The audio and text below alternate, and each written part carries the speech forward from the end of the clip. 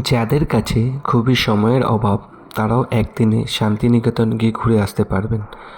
আমরা আজকে গেছিলাম দমদম থেকে একদিনে শান্তিনিকেতন ঘুরে আসতে। দেখুন, দমদম থেকে শক্তিগড়ের ডিস্টেন্স প্রায় ছিল 90 কিলোমিটার। সেইটা আমরা 2 ঘন্টায় সেরে ফেলে ওখানেই টিফিনটা করে ফেললাম।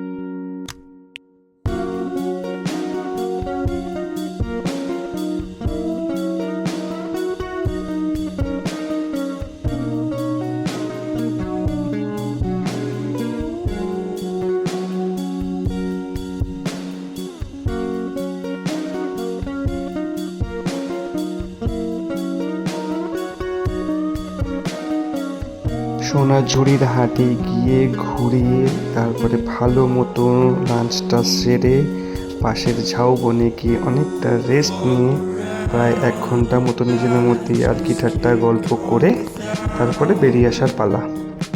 একটু কেত মারব না, সেটা কি হয়?